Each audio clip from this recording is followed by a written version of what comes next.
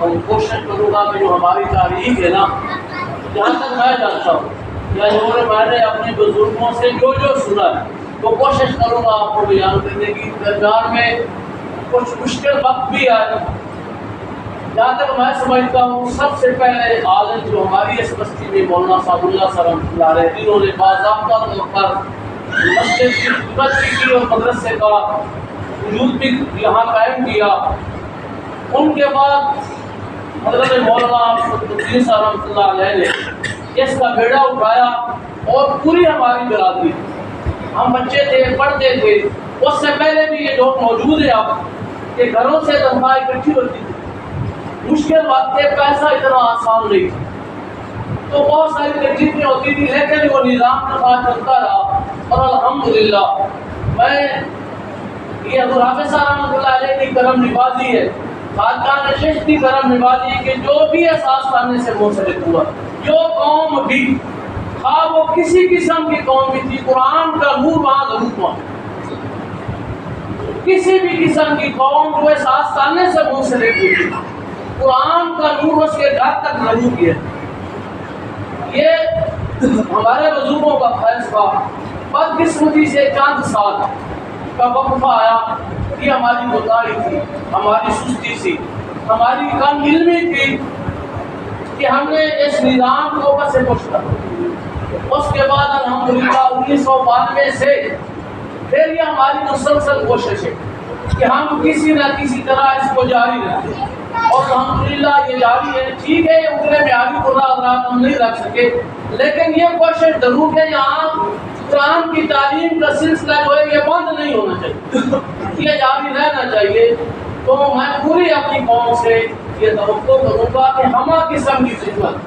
سب سے پہلی خدمت ہے کہ آپ اپنے بچوں کو اس ادارے میں تعلیم حاصل کرنے کے لیے ضرور بھیجیں۔ یہ دونوں قوم شاید میں نہیں سمجھتا کہ اس میں کوئی حافظ ہو، لیکن حافظ صاحب کی آسانے سے منسلک کوئی آج قرآن کا نور ان کے گھر کی ہے، یہ ان کے گھر بھی حافظ صاحب کی نسبت سے قرآن کا نور پہنچا ہے۔ کوئی شیخ اس آسانے سے منسلک ہوا تو قرآن کا نور اس گھر میں بھی پہنچا ہے، کوئی دور قوم سے یہاں اگر آیا تو قرآن کا نور اس گھر میں بھی گیا ہے، کوئی سب قوم آئی ہے تو اس کے گھر میں بھی یہ قرآن کا نور گیا، اور یہ قرآن کے چشمے آگے سے آگے چلتے رہے اور یہ صدقہ جاریہ یہ قیامت تک جاری رہے گا، اور ہمارے بزرگوں کا اس کا ثواب پہنچتا رہے گا۔ کوشش کریں کہ جب آپ کا بچہ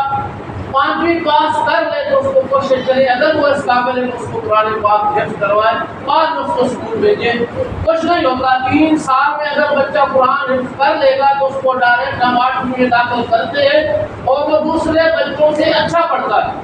یہ ابھی جو ہمارا رزلٹ آیا اس ہماری کلاس میں 3 افاد کرام تھے، یہ عبید تھا، جمیل تھا اور ایک بمبے قابل تھا۔ ٹاپ 10 جو لڑکی آئے ہمارے اسکول میں، اوپر 10 جو پوزیشنیں تھی ان میں یہ 3 افاد کرام تھے۔ یعنی انہوں نے 6ٹی نہیں پڑھی، 7ویں نہیں پڑھی، ڈائریکٹ 8ویں میں گئے، اور ان میں ایک بچہ ایسا بمبے کا تھا جو کلاس میں جس کی تیسری پوزیشن ہے وہ ڈائریکٹ 8ویں میں آیا ہے۔ تو اگر آپ نے یہ قرآن کی برکت ہے کہ کوئی بچہ اگر قرآن حفظ کرنے کے بعد ڈائریکٹ بھی 8ویں جماعت میں چلا جاتا ہے تو دوسرے بچوں سے اچھا پڑھتا ہے، ان سے مقابلہ کرتا ہے، اس کے اندر اس جو ہے نا یاد کرنے کی استعداد باقی بچوں سے زیادہ ہوتی ہے۔ ٹھیک ہے، جتنے بچے اسکولوں میں داخل کرتے ہیں کیا سارے M A B H D کر جاتے ہیں؟ کتنے جو میٹرک سے واپس آ جاتے ہیں؟ کتنے جو 8ویں سے فیل ہوتے ہیں گھر کو واپس آ جاتے ہیں؟ کتنے جو بیچارے کہیں نہیں کر سکتے؟ یہی نظام قرآن کا بھی ہے، بھیجنا ہمارا کام ہے، قرآن کے لیے اس کے سینے کو کھولنا میرا رب کا کام ہے۔ ہم نے تو اپنی کوشش کرنی ہے نا تو اس بچے کو مسجد میں بھیجے تاکہ وہ بچہ ہماری نہیں، ہاں ایک بچہ بھی ایچ ڈی کر لے، جب اس کا باپ دنیا سے چلا جائے گا تو اس کو کیا دے؟ اے بی سی کا پڑھ اس کو اصالے سوال کرے گا۔ قرآن یہ واحد کلام ہے جس پر خدا سید الانبیاء صلی اللہ علیہ وسلم نے ایک سرٹیفکیٹ دیا ہے، آپ دنیا کے علوم پڑھ لیں، کسی کے پاس وہ سرٹیفکیٹ نہیں۔ خیرکم من تعلم القرآن وعلمہ کا سرٹیفکیٹ اگر ہے تو وہ اس شخص کے لیے ہے جو خود قرآن سیکھے اور دوسرے کو سکھائے۔ سب سے بہتر کسی کے پاس، اور یہ سرٹیفکیٹ کوئی کسی محدث کا نہیں ہے، کسی مفتی کا نہیں ہے، کسی فقیہ کا نہیں ہے، کسی مورخ کا نہیں ہے۔ سرٹیفکیٹ دینے والی وہ ذات ہے جس کا کلام کلام الہی ہے، جس کے قلب اطہر پر اللہ کا قرآن نازل ہوا، جس کی زبان جو ہے وَأَوْحَىٰ إِلَىٰ عَبْدِهِ مَا أَوْحَىٰ ہے، اس کی زبان سے نکلتا ہی وہ ہے جو اللہ کی طرف سے آتا ہے۔ تو اس محبوب خدا نے فرمایا خیرکم من تعلم القرآن وعلمہ، سب سے بہتر وہ شخص ہے جو خود قرآن سیکھے اور اس کو سکھائے۔ جب وہ معمولی دینے والی بات نہیں ہے، ٹھیک ہے آپ ہمارا کام ہے بچوں کو بھیجنا، اللہ تعالیٰ ان کو ذہن کھول دے، ان کے سینوں کو کھول دے قرآن پڑھنے کے لیے، وہ بچے حافظ ہوں، وہ ہمارے لیے تو نجات کا سبب بنے گے، ہماری بخشش کا سبب بنے گی، ان کا اعزاز الگ ہے کہ قیامت کے دن جب پوچھیں گے اللہ تعالیٰ فرمائے گا اب ہم سے شروع کر والناس تک پڑھتا جاؤ، جہاں والناس ختم ہوگی وہ تیرا مقام ہے، وہ تیرا ٹھکانہ ہے جنت میں، اور اس کے والدین کے لیے کیا اعزاز ہے، اللہ تعالیٰ قیامت کے دن ایسے تاج ان کو عطا فرمائے گا، سورج جس کو دیکھ کر انبیاء رشک کریں گے، اللہ کی بارگاہ میں سوال کریں گے کہ مولا یہ کس قوم کے نبی ہے جس کو اتنے بڑے اعزاز سے نوازا گیا ہے؟ اللہ تعالیٰ فرمائے گا یہ کسی قوم کے نبی نہیں ہے، یہ میرے محبوب کی امت کے پاس کے والدین ہیں، یہ اعزاز تو والدین کے لیے، اب اس کی شان ہی الگ ہے۔ خدا کے لیے یہ ہمارے بزرگوں نے اس نظام کو قائم کیا تھا، اگر ہم ہی اس کو چھوڑ دیں گے تو کون اس کو آباد کرے گا؟ اللہ تعالیٰ کو کسی کی ضرورت نہیں ہے، وہ کسی کا محتاج نہیں ہے، ہم نہیں کریں گے کوئی اور قوم آ جائے گی۔ آج الذین آمنوا من یرتد منکم عن دینہ فسوف یأتی اللہ بقوم یحبونہم ویحبونہ وذلۃ علی المؤمنین عزۃ علی الکافرین۔ خطاب عام لوگوں کو نہیں ہے، ایمان والوں کو خطاب ہے۔ کیا ایمان والا جب تم میرے دین کو چھوڑ دے گی، جب تم میرے دین پہ کام کرنا چھوڑ دو گے تو میں ایک ایسی قوم لاؤں گا جو مجھ سے محبت کرتی ہوگی، مجھ سے محبت کرتا ہوں۔ خدا محتاج نہیں ہے، اس کو ہماری ضرورت نہیں کہ ہم یہ کام کریں، اس کو پاس تو ہزاروں لوگ ایسے موجود ہیں، لیکن ہمیں اللہ تعالیٰ نے ہمارے بزرگوں کے ذریعے سے یہ ایک اعزاز دیا ہے کہ ہم قرآن کی خدمت کریں، ہم دین کی خدمت کریں، ہم کوشش کریں کہ اس کو آگے اتنے ان کے پاس ان کی یہ بہت اعزاز ہے ہمارے لیے کہ ہمیں ہمارے بزرگوں نے ایک صحیح رستہ عطا فرمایا، اتنا وہ کر سکے یہ ان کا ہم کو بڑا احسان ہے۔ اب ہم نے اپنے آپ سے یہ سوال کرنا ہے کہ ہم کیا کچھ کر سکتے ہیں اس ترقی کے دور میں، ہماری ذمہ داری کیا ہے؟ ہمیں ہم پر کوئی اعتراض نہیں، اگر وہ یہ نہ کرتے تو ہم کیا ہوتے؟ یہ تو ان کی مہربانی ہے کہ ہماری سمت کا تعین درست کیا، ہمیں صحیح ہماری گائیڈ لائن ہے وہ صحیح مقرر کی تاکہ ہم دین کے ساتھ منسلک رہیں، دین کی خدمت کرتے رہیں، اپنی طاقت اپنی ہمت اس دور کے وسائل کے مطابق جو کچھ انہوں نے کیا وہ ہمارے لیے فخر کے قابل ہے، وہ ہمارے لیے ہمارے رہنما ہیں،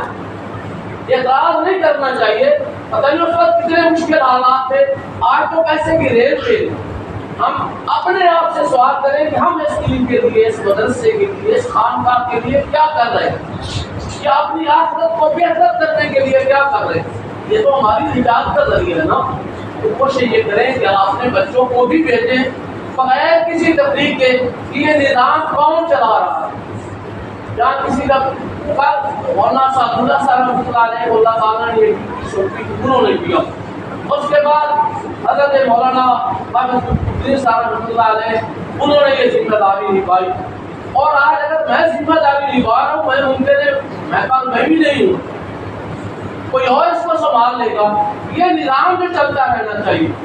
یہ بات سوچیں کہ اس نظام کو چلانے والا کون ہے، دیکھنا یہ چاہیے کہ کیا یہ وہی نظام ہے جو ہمارے بزرگوں نے ہمیں دیا ہے؟ ڈیوٹیاں بدلتی رہتی ہیں، کام بدلتے رہتے ہیں، اس چیز سے بالا تر ہو اپنے اندر۔ اگر کسی کو رکھے تو میں کبھی کسی کو آج تک میں نے منع نہیں کیا کہ آؤ اس نظام کو بہتر کرنے کے لیے میرے ساتھ شامل ہوں۔ میں تو آج بھی یہ دعویٰ دیتا ہوں کہ ہمارا مشترکہ نظام ہے، ہم سارے مل کر اس کو مزید بہتر کریں، حالات حاضرہ کے مطابق اس کو چلانے کی کوشش کریں، ایک کمپین کریں جو ہمارے والدین ہیں ان سے بچے لیں، جو بچے کم از کم پرائمری پاس کرتے وہ یہاں داخل ہوں، ہم ان کو 8ویں تک پڑھائیں اور اس جگہ کو اس نظام کو مزید بہتر کریں۔ بہتر کی صورت تو ہر ممکن موجود رہتی ہے، یہاں کہیں کمی بیشی جو چاہیے ان کو بہتر ہمیں دور کرنا چاہیے، یہ ہمارے لیے راستے موجود ہے۔ اللہ تعالیٰ آپ کو بھی مجھے بھی عمل کی توفیق عطا کرے، آپس میں پیار محبت اتفاق کی دولت نصیب کرے، ایک دوسرے کا احترام کرنے کی توفیق عطا کرے، اور اس آسانی کے ساتھ منصرف جو مدرسہ ہے مسجد ہے وہاں سے علماء پورا رات کرنے کی کوشش کرے، اور یہ مطالبہ بھی جاتا ہے کہ جمعہ ہمیں یہاں شروع کرنا چاہیے۔ ٹھیک ہے آداب کے مطابق یہاں جو ہے وہ جمعہ نہیں ہو سکتا، لیکن نظریہ ضرورت کے مطابق میرے شاہ صاحب رحمۃ اللہ علیہ جیسے اکابرین کا فتویٰ موجود ہے کہ ہم تبلیغ کی نیت سے جمعہ شروع کر سکتے ہیں۔ ویسے تو پوری پاکستان کی سرزمین جو ہے وہ جمعہ کے لحاظ سے متنازع ہے، یہاں اسلام کا نظام نہیں ہے، پورے پاکستان میں جمعہ نافذ نہیں ہو سکتا، یہ متنازع ہے، لیکن نظریہ ضرورت کے مطابق جہاں کہیں بھی جمعے شروع ہوئے نظریہ ضرورت کے مطابق ہوئے۔ نظریہ تو جو میں سمجھتا ہوں وہ یہ تھا کہ جب 1971-72 میں سعودیہ امیر ہونا شروع ہوا تو یہ غیر مقلدین کا فطرہ پاکستان میں بھی ہے، اسے ہم اہل حدیث سے میں لوگ کہتے ہیں جب ہم غیر مقلدین کا فتنہ جب پاکستان میں داخل ہوا تو جہاں ایک گھر بھی تھا اس نے وہاں مسجد رہے اور جمعہ شروع کر دی، اس کے بعد امداد کی سعودیہ کی۔ تو جب ہمارے علماء نے یہ دیکھا کہ جو لوگ جمعہ پڑھنے کے لیے ان سے اتفاق جائیں گے ان کے عقائد خراب ہو، کیونکہ ان کے عقائد ہم سے نہیں ملتے ہیں، تو جب ان کے ہمارے جو لوگ جائیں گے تو ان کو وہ اپنا عقیدہ دیں گے، تو جب وہ آ کے سوال کریں گے تو سارا جو ہماری دلی اہل سنت احناف کا مسلک ہے، جو اہل سنت کا عقیدہ ہے وہ سارا کا سارا خراب ہو جائے گا۔ تو پھر وہ ہمارے علماء جو قائلین تھے وہ مل بیٹھے، انہوں نے نظریہ ضرورت تبلیغ کے لحاظ سے جمعوں کا اجرا شروع کیا تاکہ ہماری عوام کی عقائد جو ہیں ان کی حفاظت کی جا سکے۔ تو اگر پورے کی پوری بستی اس پر متفق ہے کہ ہمیں جمعہ یہاں پڑھنا چاہیے تو پھر یقیناً جمعہ شروع کر دینا چاہیے، اس میں حرج نہیں، کیونکہ جتنی بھی مساجد میں جمعہ ہوتا ہے وہ 4 رکعت احتیاط زہد پڑھتے ہیں، جہاں بھی جائیں، بے شک ہڑپا تو وہ چھوٹا شہر ہے، آپ فیصل آباد، ساہیوال، مقام اور جہاں بھی جائیں پاکستان کے اندر احتیاط الزہد پڑھی جائے، وہاں بھی احتیاط الزہد پڑھ دی، لیکن یہ نوجوانوں کا ٹھیک ہے جمعے کی برکات سے یقیناً نمازیوں کی تعداد میں اضافہ ہوگا، لوگوں تک دین کا علم جو ہے وہ پہنچنے کا ایک اور ذریعہ پیدا ہو جائے گا۔ ہم پازیٹیو سوچ لے کر مثبت سوچ لے کر اگر یہاں جمعہ شروع کرتے ہیں تو یقیناً اس کے قبائل کو بہت زیادہ دیکھتے ہیں۔ حضور السلام کے زمانہ اندر ہوئی جمعہ کی جو پہلی نماز، ویسے تو حضور کے زمانہ سے حضور السلام کی ہجرت سے پہلے حضور کے ایک صحابی نے مدینہ میں جمعہ شروع کروایا تھا، تو باضابطہ جو جمعہ ہے وہ جب حضور السلام نے ہجرت فرمائی اور قباء کے مقام پر قیام فرمایا، بعض روایتوں میں کہ 40 دن بعد میں آتا ہے 3 دن آپ نے جب قباء قیام کیا 3 ہفتے، تو جب قباء سے مدینہ کی طرف روانہ ہوئے تو درمیان میں ایک مقام آتا ہے جہاں جمعہ کی آیات نازل ہوئی، حضور علیہ السلام نے اسی مقام پر سب سے پہلا جمعہ پڑھا، جہاں آج مدینہ طیبہ مسجد جمعہ موجود ہے،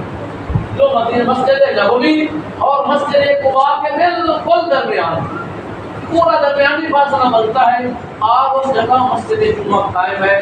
تو جمعے کی فضیلت جو ہے وہ بہت زیادہ ہے، جمعہ یوم سید الایام ہے، تمام دنوں کا سردار ہے اور امت مسلمہ کے لیے عید کا درجہ رکھتا ہے، تو اس میں تبلیغ بھی ہو سکتی ہے، بہت سارے ایسے مسائل ہیں جب ہم اکٹھے ہوں گے جمعے کے دن تو اس دن امور مسائل پر بھی ڈسکس ہو سکتی ہے۔ اللہ تعالیٰ آپ کو بھی مجھے بھی عمل کی